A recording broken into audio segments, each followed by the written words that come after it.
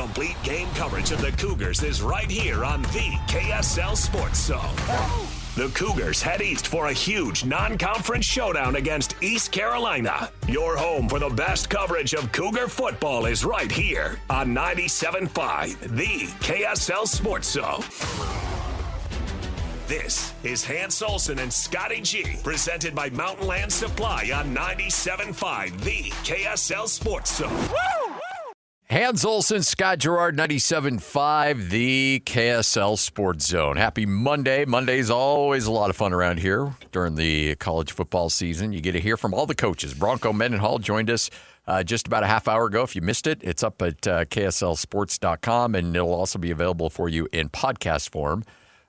We would have loved to have had you, and we tried really hard on the Sunday morning, day after podcast, but I think Lloyd maybe sabotage that a little bit. I kind of feel that way because I heard he was 80% of the podcast. Yes. Lloyd dominated that podcast. And I had a late night. So you took some liberties? Yeah, that horse wanted to run. Oh, yeah.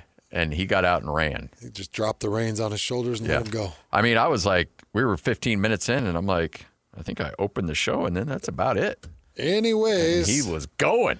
That'll do it for an unnamed podcast. Every Monday you hear from the head coach of BYU, Kalani Sitake. BYU coming off the bye week, getting ready for a big one against East Carolina. Looking forward to this week. Obviously, had a bye week last week. Our guys put in some really good work. Got some extra prep.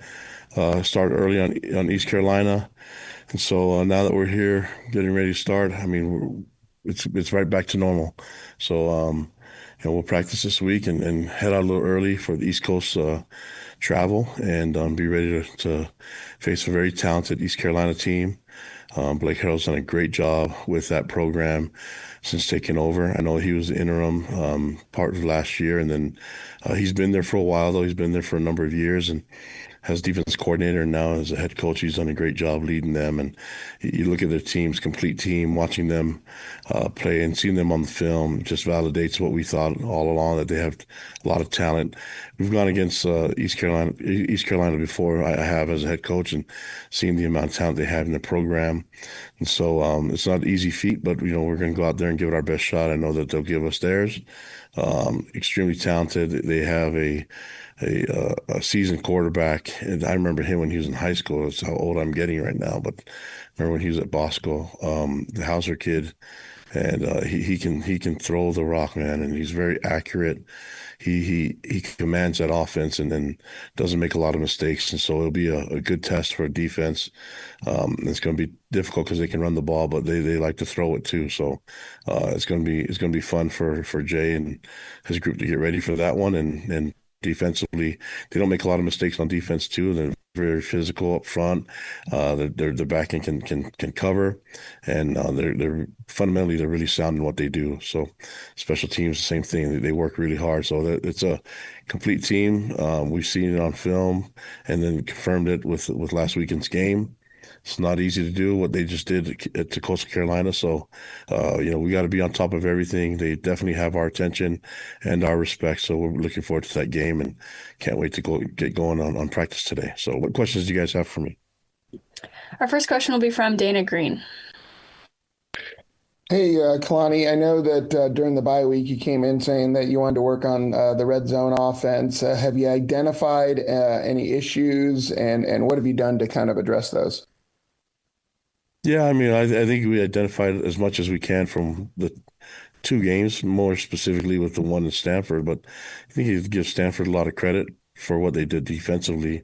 So we have to anticipate that East Carolina and other teams will do what they did, So they had an extra bye week, and when they prepped for us and gave us some new looks, and we needed to adjust to it. So now we think teams are going to try to do that to us in the red zone, and we got to be ready for it. But at the same time, we didn't help ourselves with some of the penalties and some of the mistakes that we made. But it's football. We'll get back to it. And what I did like from the team in the game against Stanford is that we were really physical. And you saw Stanford play a physical game this last weekend against Boston College. So, we're going to need to lean on the physical part of the game, especially this weekend. Next question from Jake Hatch. Kalani, you talked about last week how you like a physical brand of football. You just talked about the physicality that Stanford displayed against Boston College. Is that what you consider your team's identity? I don't know. I don't think I'm campaigning for what the identity is. I just think it's 2 games. Let's see what happens in the 3rd game. I think you get an identity from being consistent in something.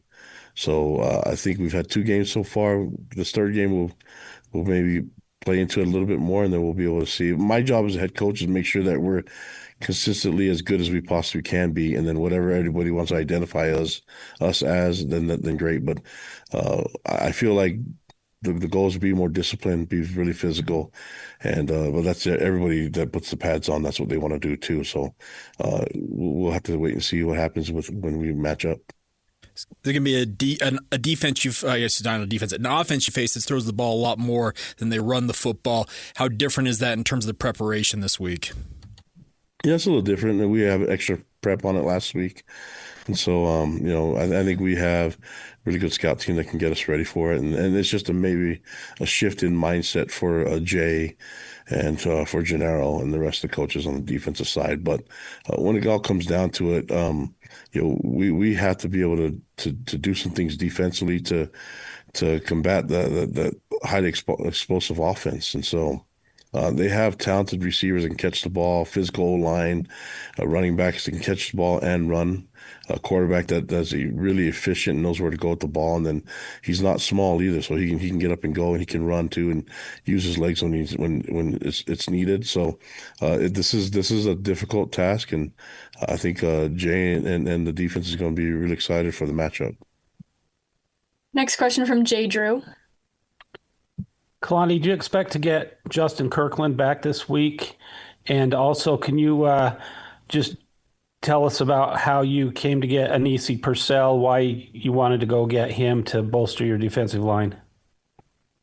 Yeah, Anisi that's Yanapoha and that's Jay Hill and the rest of the defensive staff. But Sione wanted to get more bulk and more talent up front. Nothing to say against the guys that we have there before. They're just we had a senior heavy group with, I think it was you look at like Blake Bangleson and John Nelson last year. They're seniors.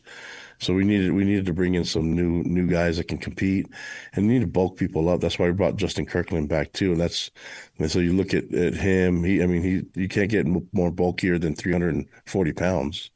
So he should be able to give us some size up front. And looking forward to. We'll see how it looks this week. Last week he practiced. That's a good sign, and practiced with pads on. So that's even better sign. So now we'll see how it goes this week. But he's got a lot of competition too, because there's a lot of guys that have been working and developing at the interior D line, and so it'll be good. But it's nice to have him back at it and running the practices and being involved with the team.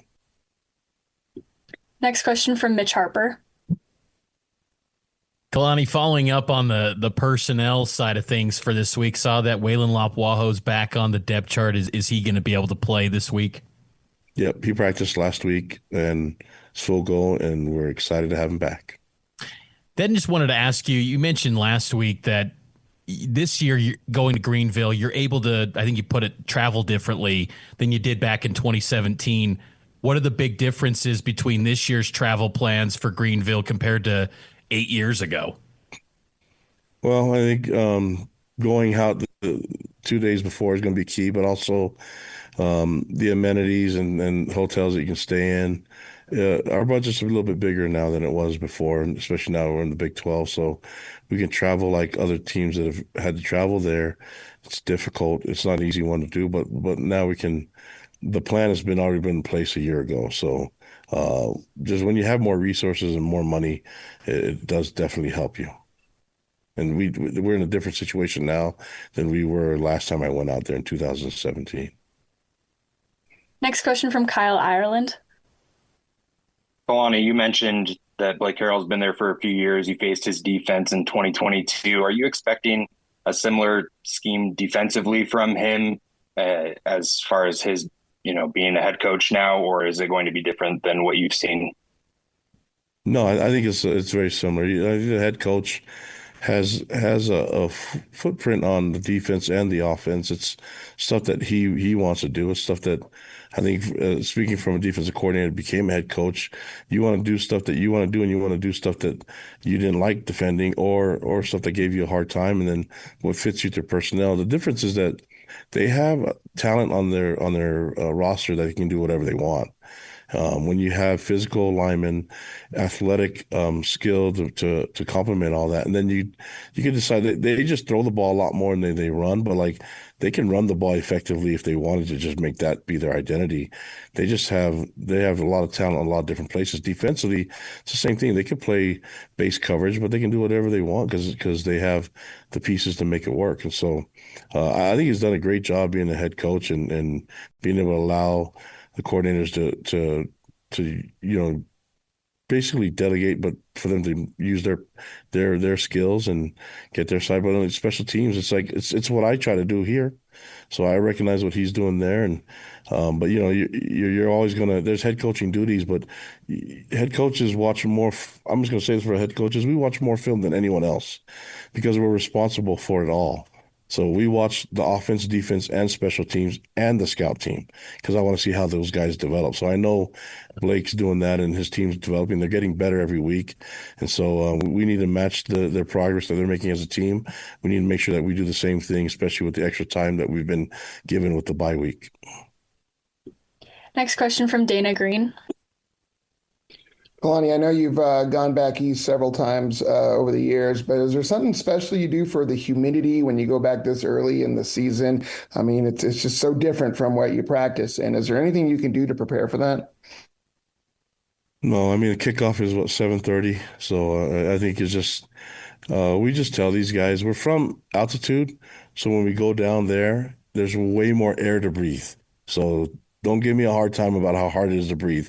It's there. That's real oxygen. Right here, we're living mile high. The air is thin. Down there, it's nice and thick, and you can even see it sometimes. So to enjoy it and enjoy not having to use lotion on your skin, things like that. So we embrace the opportunity to play in humidity and to play in front of our fans that are going to be out there making the trip to come see us at East Carolina. Yeah, it's good for your pores. That's good. And I know that's what I'm looking for myself is this good for my pores? That's why we're going the extra day. And I know you deal with this every single year, but it seems like it's coming up earlier this year. Your name's already been bantered about coaching jobs. I know it doesn't bother you. Do you address your players because they do see this stuff on social media? Do you ever address those kind of rumors with your team? No, I don't talk about anything other than football and other than what we're doing right now as a program. And I think people have heard me make statements before. And I'm just listen. These guys need me to be focused on East Carolina more than anything else. And I've told them to avoid any distractions that come along the way. And so distractions come in a lot of different forms. And so we're going to avoid distractions. We'll stay humble, keep working hard, and then try to do our best when we show up this weekend against East Carolina. On that, just try to keep focused on the young men. We have amazing young men and amazing culture in the program, and I just want to make sure that we stay focused on that. But I'm always down to talk to the boys about whatever they want to talk to me about.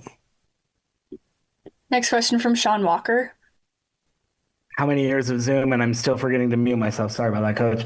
But I did want to ask about Cody Hagan, because since we last talked, I think JoJo Phillips posted online he had surgery and everything, and so Cody's now kind of being elevated into, I'm assuming, a larger role at that wide receiver 3. Just what have you seen out of him in terms of his growth the last year plus in the program, and kind of being able to sort of accept more, more touches, more responsibility, that kind of thing? He's always been fast, but what else have you seen out of him in terms of growth? Well, he's just now been home from his mission a little bit longer. And those of you that served missions understand that your mind thinks you're ready to go. It's just your body doesn't always agree, especially if you served a great mission.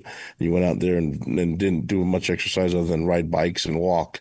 And so Cody served a great mission. He's last year I know he wanted to do more.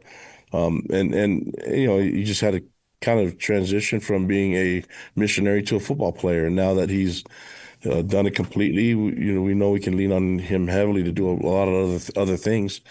He's so talented, man. And he's got speed and quickness and agility, but he also has amazing ball skills. And I mean, he's got great vision. That's why he's our kick returner, so he can do a lot of things with the ball in his hands. I just think that it'd be exciting once we get things rolling and allow him to have the ball and allow him to do some things. But the majority of the issues is just waiting for him to finally for it to click in with his body and his mind.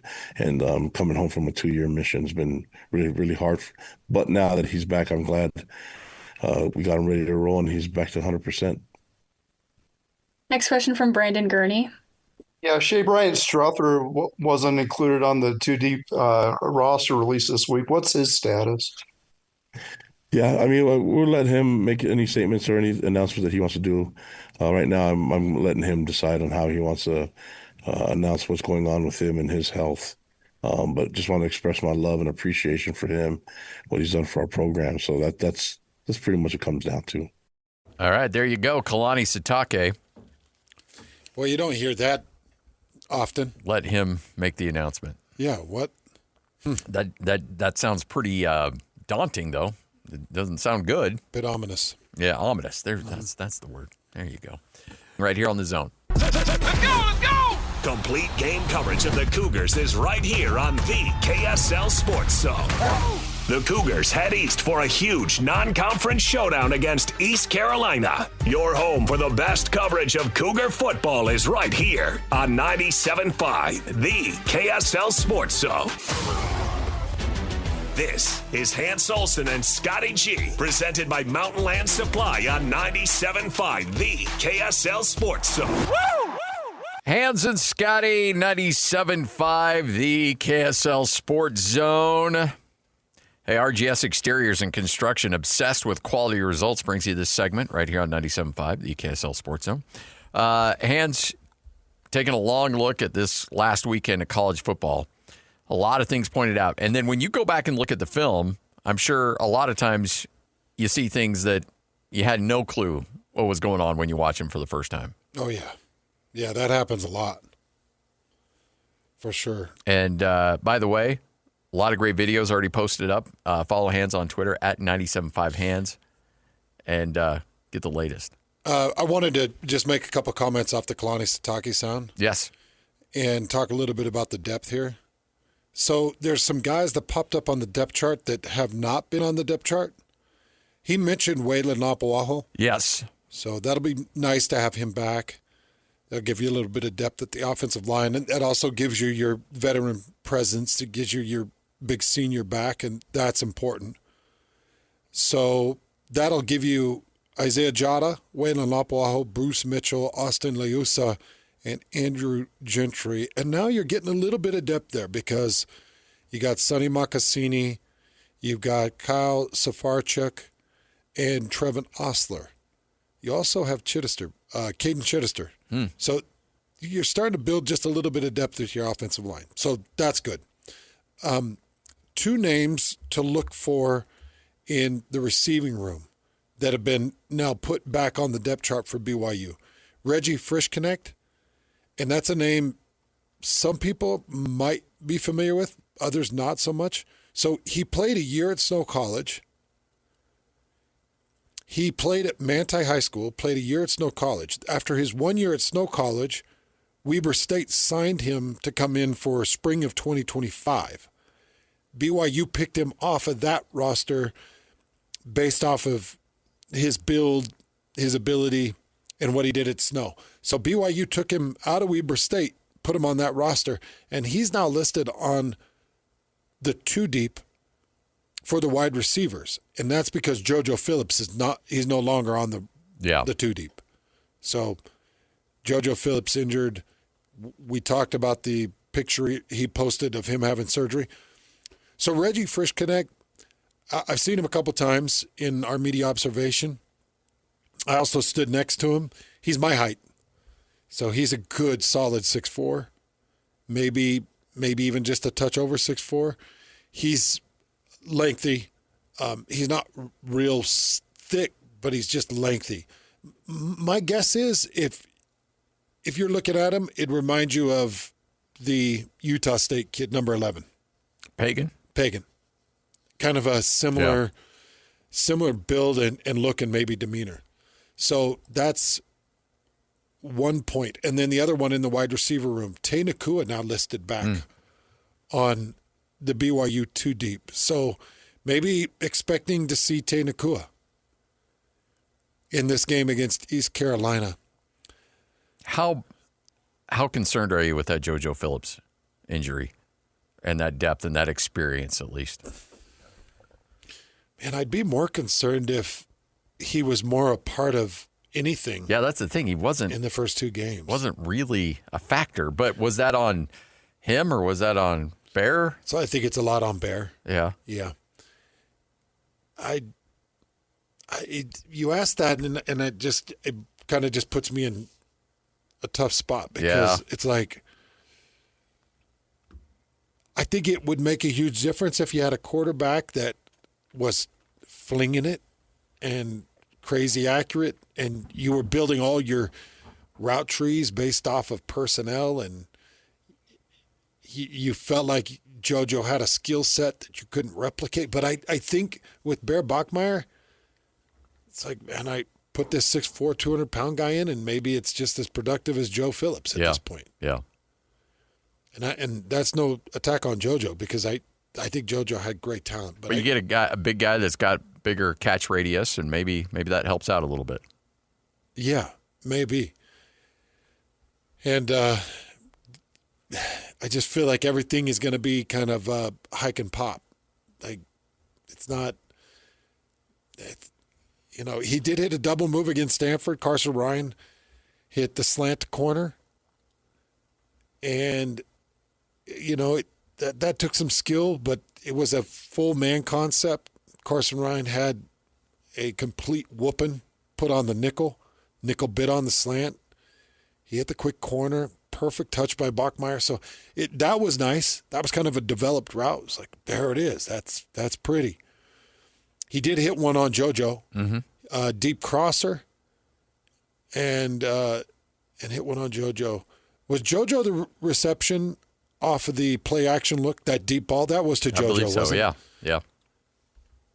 So, we saw a couple of those, Scotty. Yeah, I do. It's going to be a little bit of harm, but it's not a deal breaker.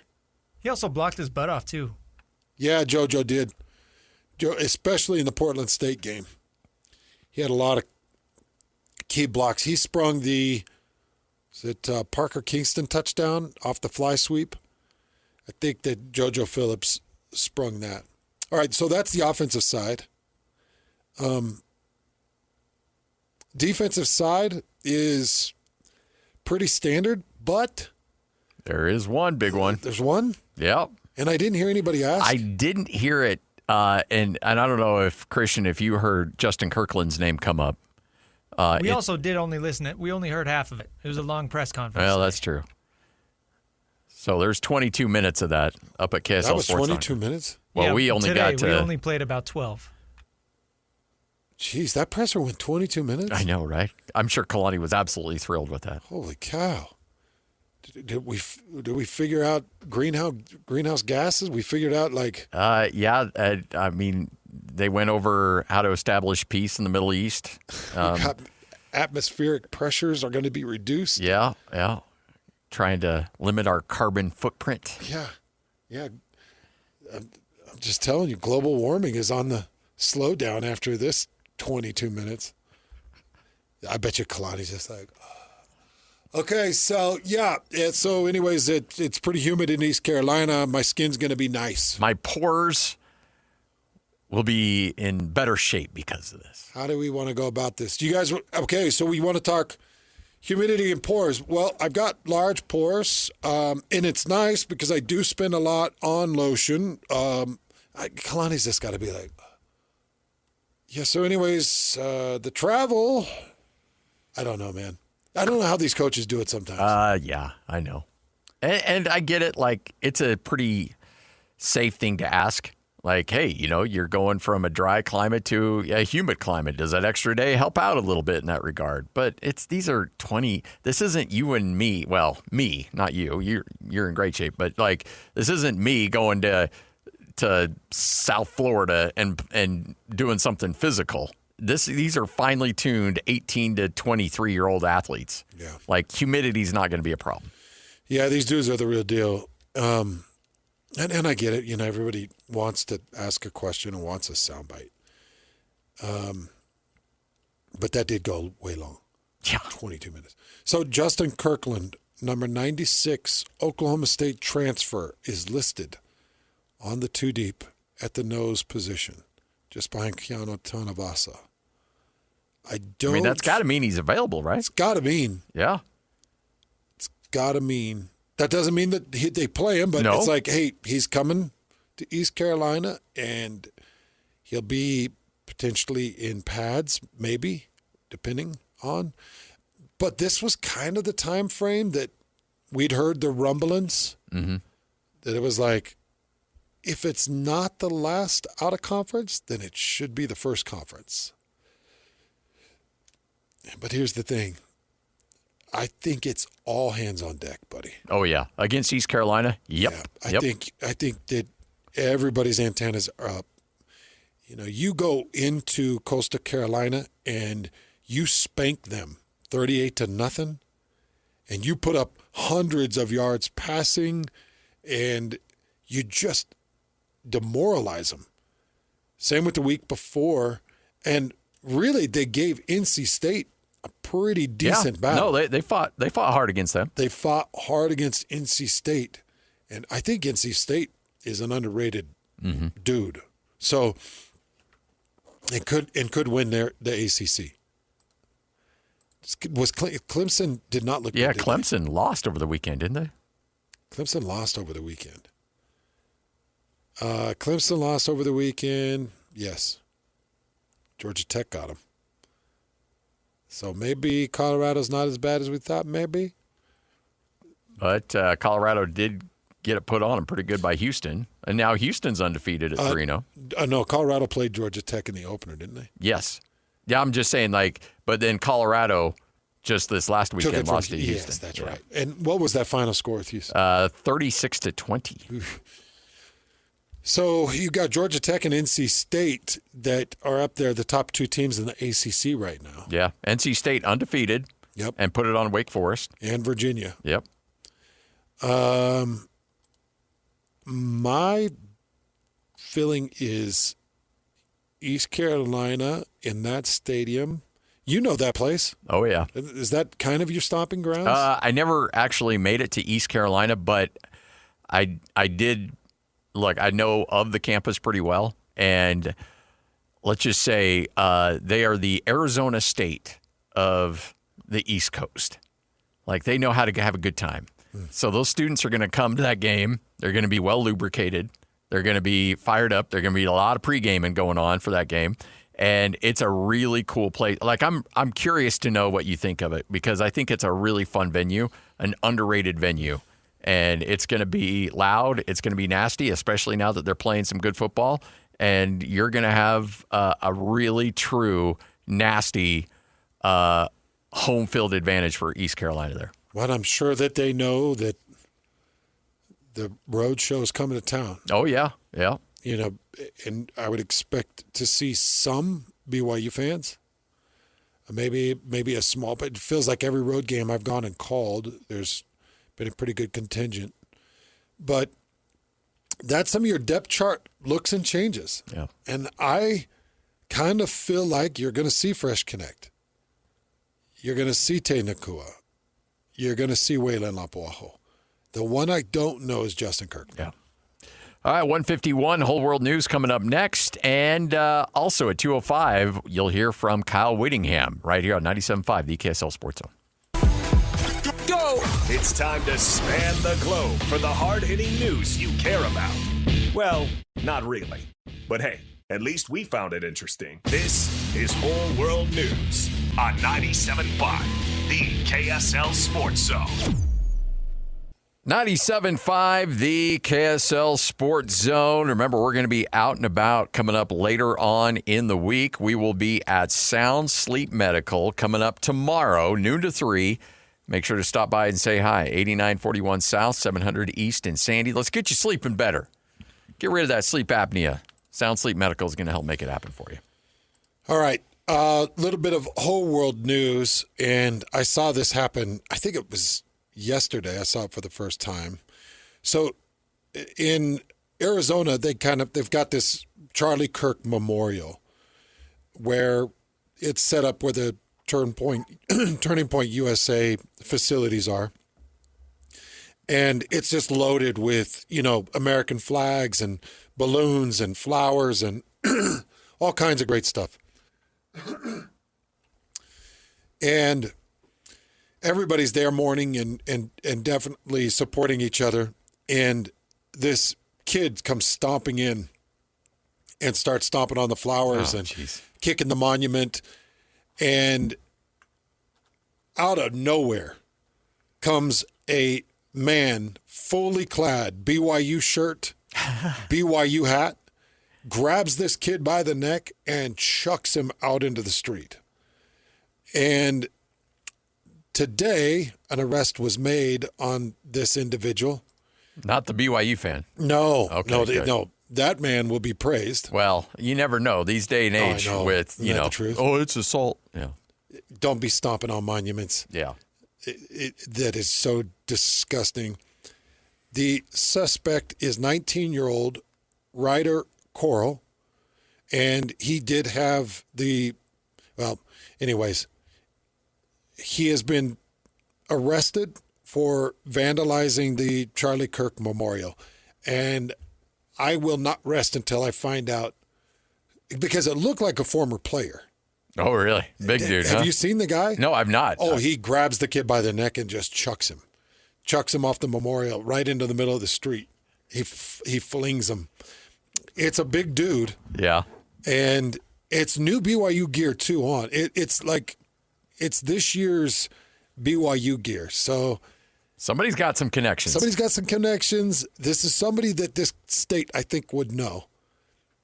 If anybody knows, at 975Hance on Twitter, let me know, because that man did a great service. Yeah. Right here on 97.5, the KSL Sports Zone.